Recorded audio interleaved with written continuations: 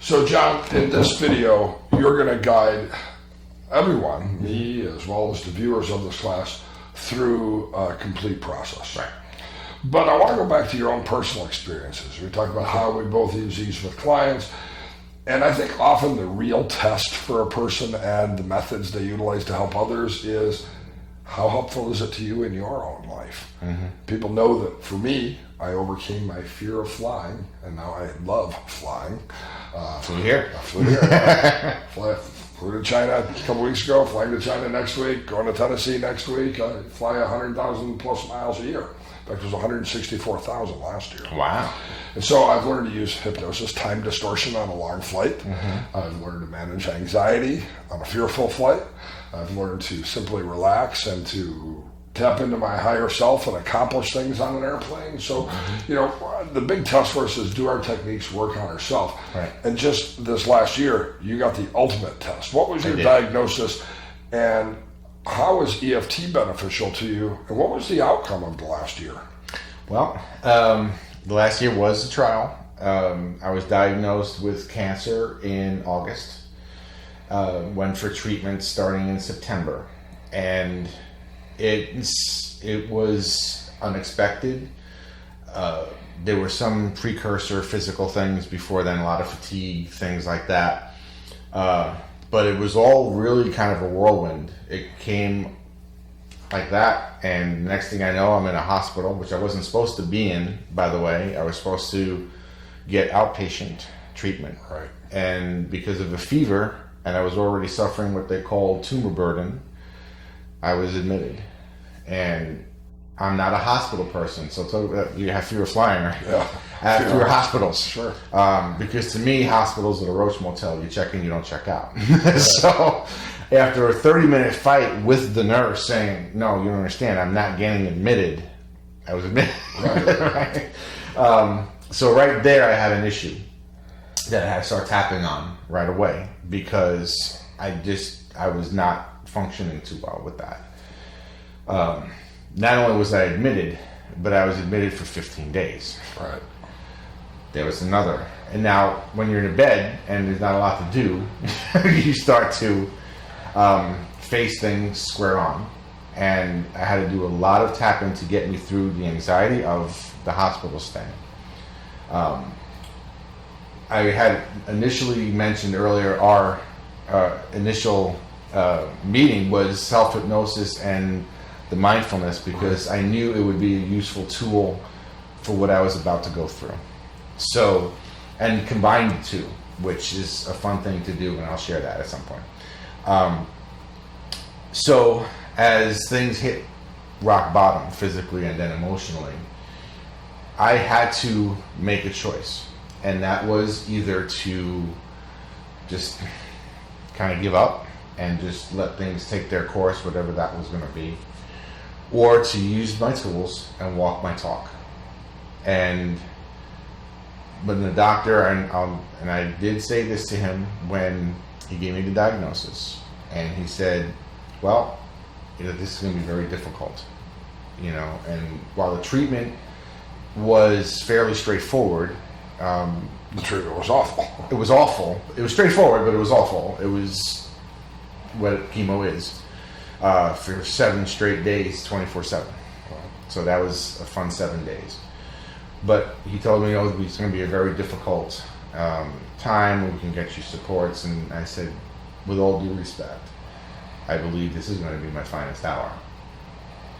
And I knew I had tools. And I just learned an additional tool, which actually got me through. I think that's how we became closer. Yes. When you were in the hospital, I bombarded you with a bunch of resources. Yeah. Yes, that's right. You did. And that got me through the bone marrow biopsy. I was able to turn the pain off during the biopsy, because it was actually quite painful procedures.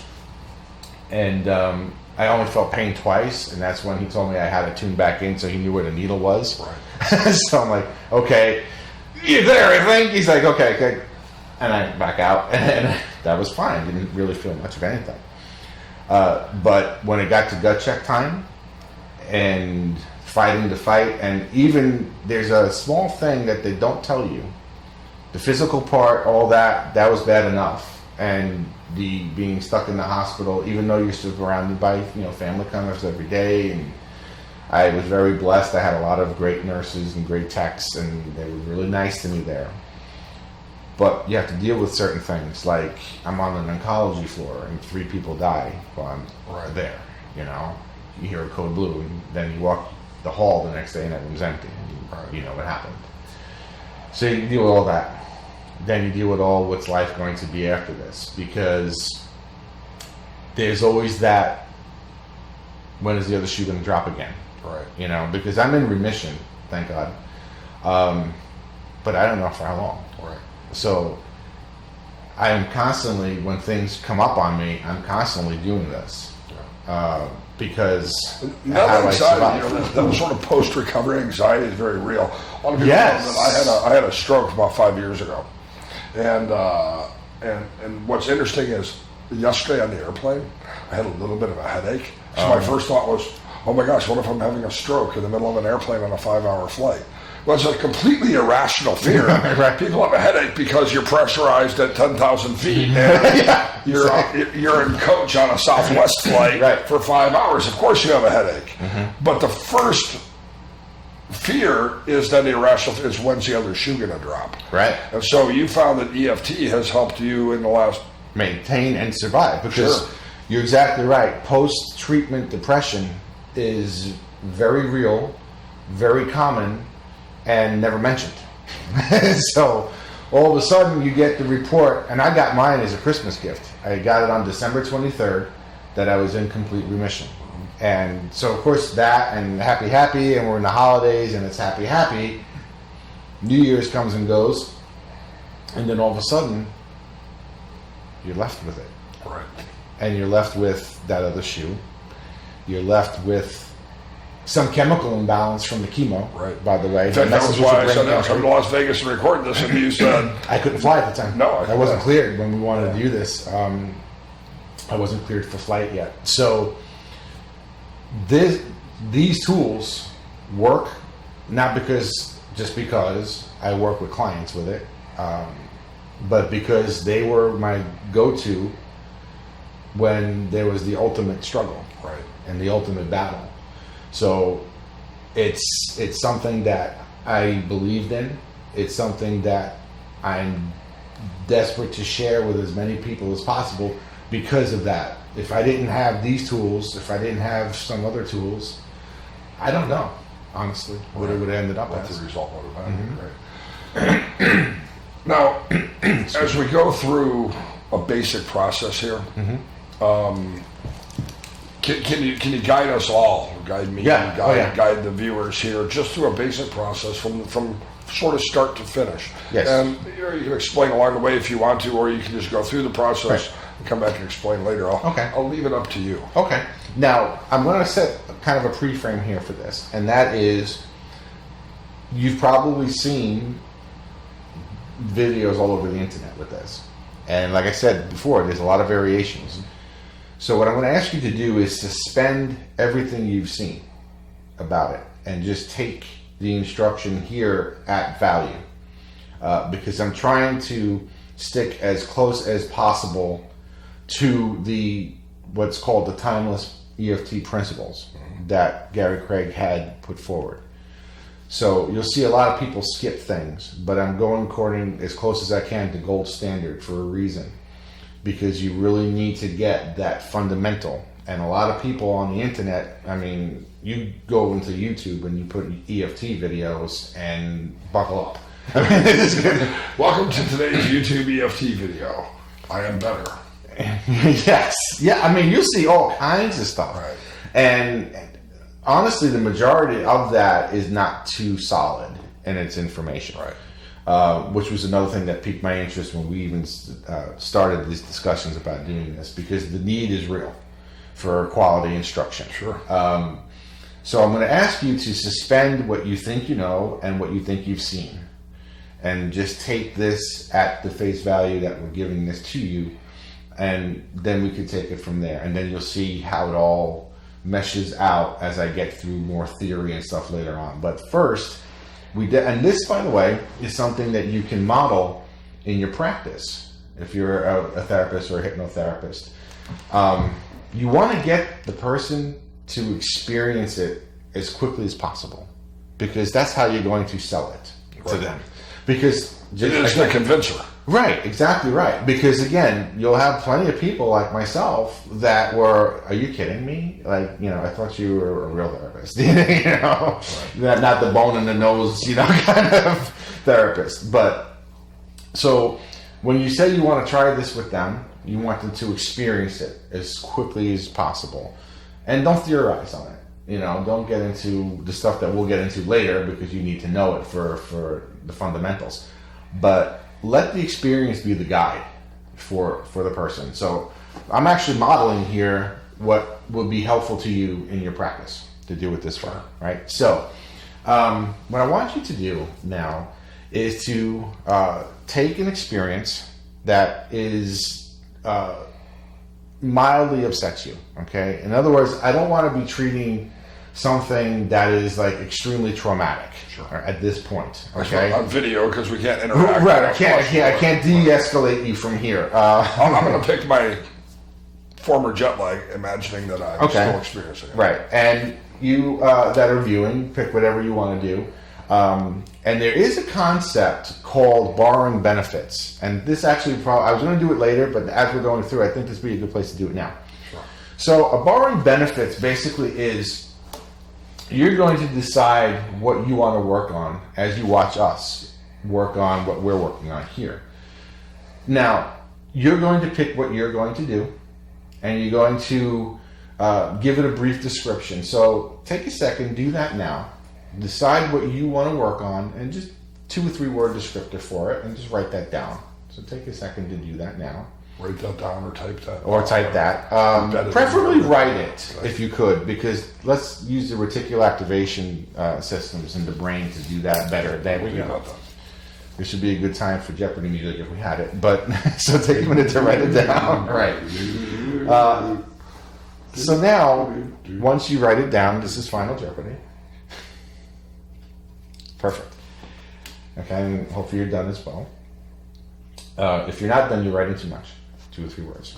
So now what I want you to do is I want you to rate the degree of emotional distress on that scale of 0 to 10.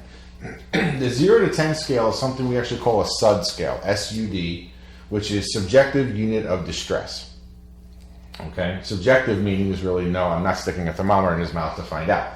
So he's going to guess, and you're going to guess what your emotional distress is on a scale of 0 to 10 regarding what you just wrote down. 10 being most stressful. Right. 0 meaning nothing. 10 means we're pulling you out of ceilings.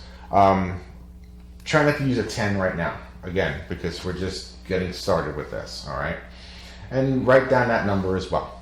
And you've done that. Okay. Now, identify a part of the body where you could feel an association with that number that you've just chosen.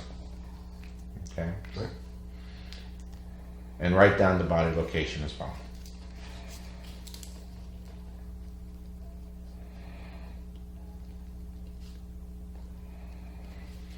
Now, take a second to recall an event in your life where you felt that physical sensation, the same one. Okay? And write that down.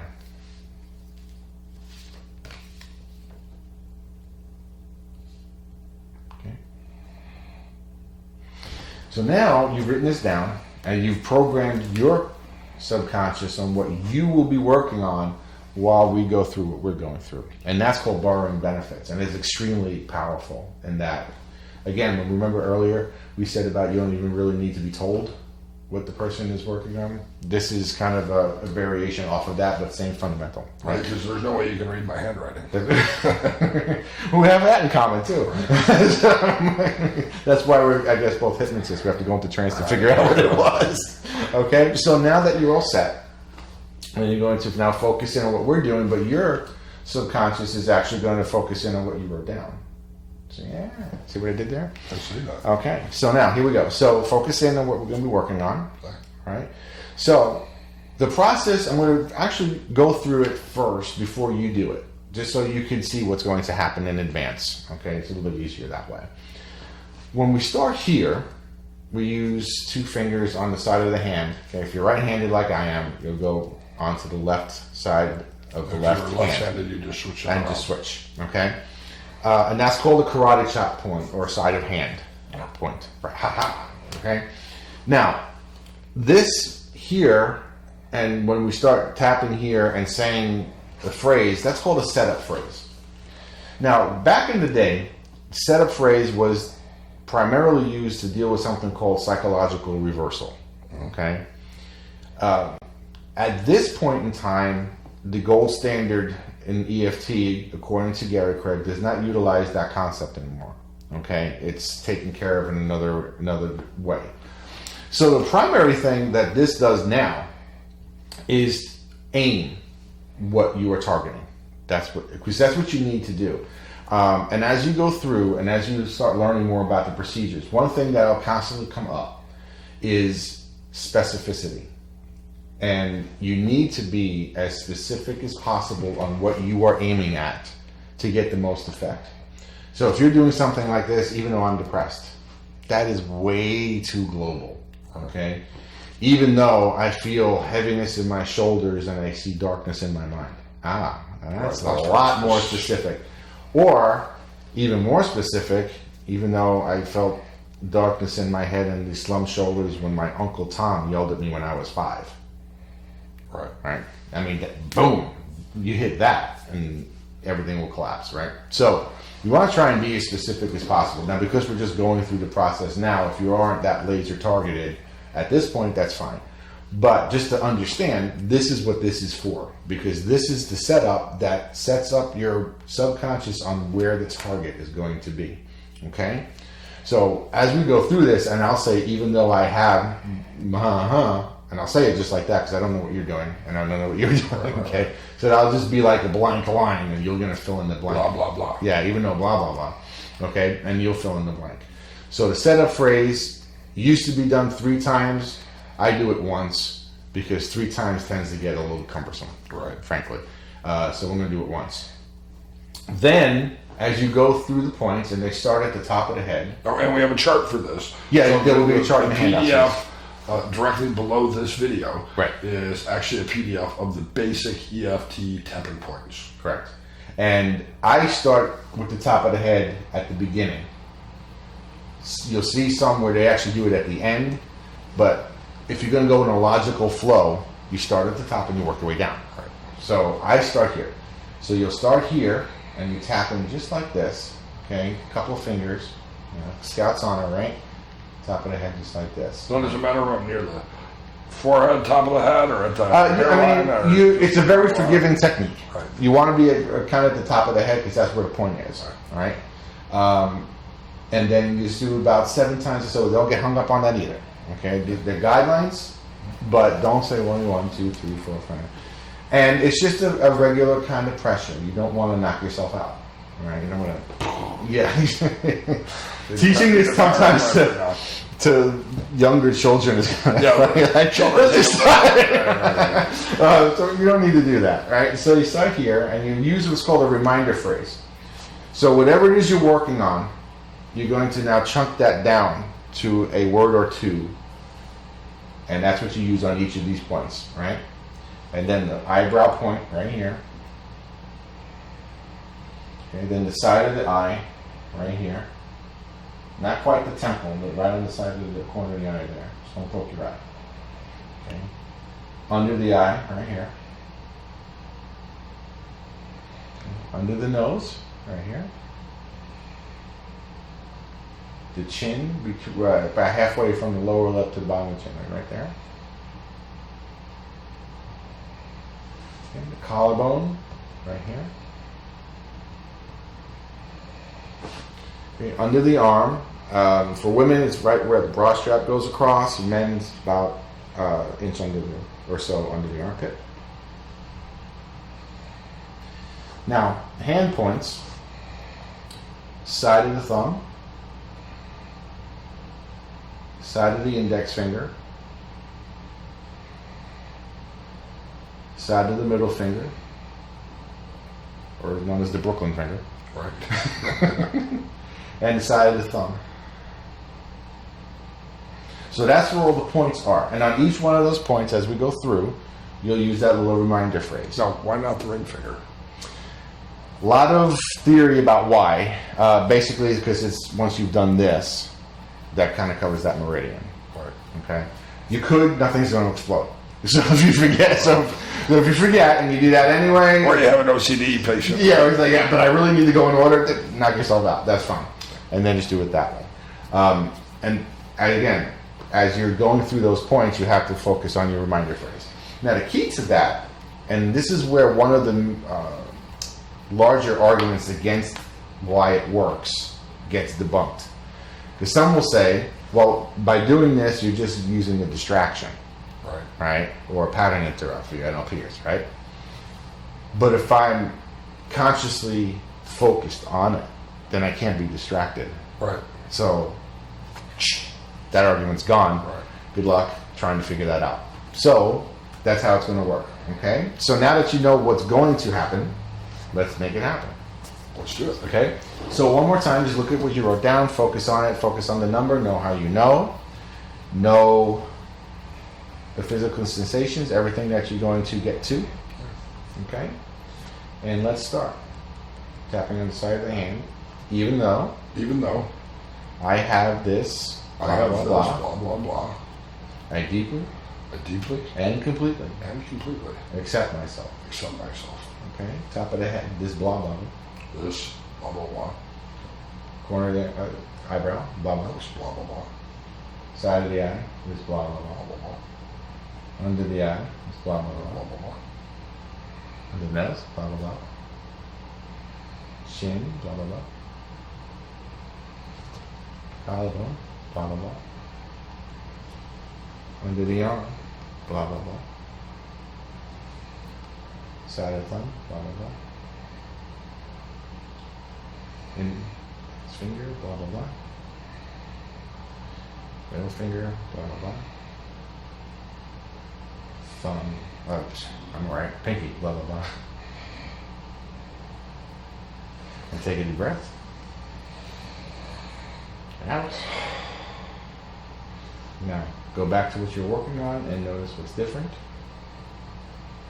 And reevaluate your number. Wow. So I wrote down a 7. I would put a 3 right now. Okay. You know, and in NLP, we would call this an ecology check. Right. Yeah, Look exactly. back after we've done the process and see what's changed. Right. And then, is it good that it changed? Right, exactly. And how does it benefit me that it changed? Now, here's something that's interesting in this. Okay, for some of you, it'd be like you, the number went down. Hopefully.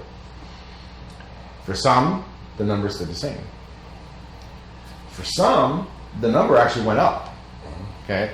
Now, if the number goes up, it doesn't mean it didn't work. Any movement is good movement. Okay. So if a number goes up, there's underliers that we need to target. But you wouldn't have known that if we didn't clear what we were doing initially. Right. Because sometimes what happens Sometimes is, you have to get worse to get better. right, exactly. Because sometimes the consciousness stacks things. And this issue is here, but there's an underlier here. But it can't get up there until this is gone. And this will go and this will come up and this one's worse. So the number actually goes up. But again, as long as there's movement, you know, and when you're initially beginning to work with clients, you know, a lot of people new to this get panicked when that happens. Oh my God, I did something wrong. You didn't do anything wrong. It's working. Okay, any movement's a good thing. Even if it's static, you might need to adjust a little bit. Maybe the target isn't quite right, but Exactly. You know, I found that when the numbers stay the same, it's about specificity. yes, exactly. It's, for example, you know, a jet lag. Well, jet lag's not specific. You know, the physical fatigue is coming with the jet lag and the fear that I won't be able to sleep tonight. Right. That's the specificity. Right. Well, as we did it before, Well, when I guided you to try and give me as much of a descriptor, okay, I chunked it down, okay? There's another one for you NLPers, right? You want to chunk down and you want to hit your targets, okay?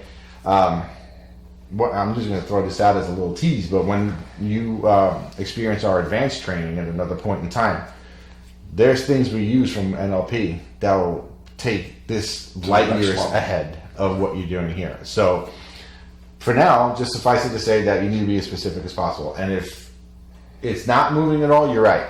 It's not specific enough. Your target isn't there. So where is it for you? What's your number now? Reevaluate. Okay. Now you went from a 7 to a 3, which actually, considering a 7, is pretty nice drop. Yeah. So now you have a choice. You can go again until it gets to a 0. A 3 is manageable. A 3? Yeah, a 3 is manageable. I mean, there are some practitioners that are just, it has to be a 0 or you're not leaving. I'm not of that ilk. So if you get it down to 2s or 3s for your clients and they're happy to manage that, let it be so. And even depending on the issue, let's say a client comes in at a 10 in crisis and they get to an 8. It still might be really difficult. But guess what? At an 8, I'm not going to kill myself or somebody else. Right. Whereas at a 10, I might have. That's right. And that 20% reduction means the difference between life and death. Now that I'm at an 8, guess what? Not everything has to be solved in one day. Right. So now I can move from an 8 to a 7 tomorrow. Right. And from a 7 to a 5 next week. Right. And maybe over a period of, again, I'm thinking of some particular family crisis experiences where there isn't where we have experienced trauma. Think of PTSD folks, etc. Right. And being able to move to a 0 over a period of time is perfectly okay. Right. And maybe with some of our clients, moving to a 0 isn't valuable to them. The reason why is because the event or the experience has changed them. That's now part of their identity.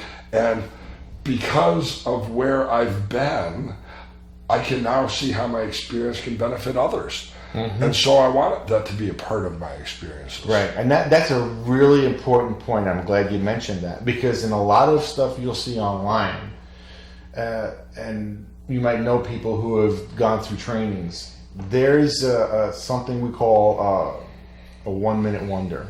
Right. Where I'll go through this maybe once, maybe twice, and the person is like, wow, it went from a 10 to a 0.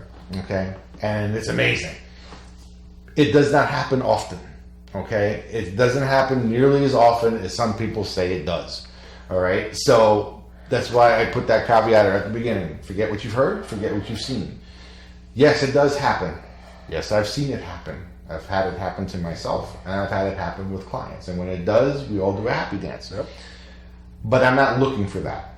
Okay? We're looking for movement. Correct. And because remember, there is a certain amount of conditioning involved in any kind of emotional issue that you're dealing with. So you're just kind of reconditioning to a degree. That's part of this process. Okay? It's not all of it, of course, but it is part of it. So if I have an issue that I've had, say, for 30 years, all right, that piano string has a certain tension to it, all right? So when I come and I readjust the piano string and I tune the piano, it's not going to stay in tune for long because it's been conditioned. So I have to now recondition that wire to where it's going to play properly. Same thing here. When you're dealing with this kind of issue and you're using this kind of technique, understand that a lot of this is going to be a conditioning process, as well as just we're hitting meridians and we're doing all this kind of elegant stuff, which we are. But there is a certain component of conditioning depending on what you're dealing with and on how long they've been dealing with it. Those kind of issues that have not been overly traumatic, but have just been underliers, but for a long time, those need more conditioning. Okay, phobias. Frankly, with this technique, phobias will go in one shot. Right. Because it's a one-time learning most of the time. Okay? I'm not afraid of phobias by birth. I'm afraid of spiders by birth. I'm afraid of spiders because someone threw one at me when I was a kid or something, right? So they say we're only born with 2 fears, the fear of falling and the fear of loud noises. That's right. Everything else is a learning. So the issue with a phobia, though, is it's an intense learning at one moment in time, and that kind of intense energy sticks it. This could unstick that like that. Absolutely. Yeah. So while there's elegant ways to get it past the phobia using hypnosis, using NLP, the fast phobia cure, there's techniques in here that actually take some variation of that, and we'll do all that kind of stuff. But it goes through it really quickly. Great, well, fantastic. Thanks for guiding us through that process. Absolutely. And again, each video is going to build on the previous videos as we go through this learning course. Again, right underneath this video is the PDF of the basic tapping points.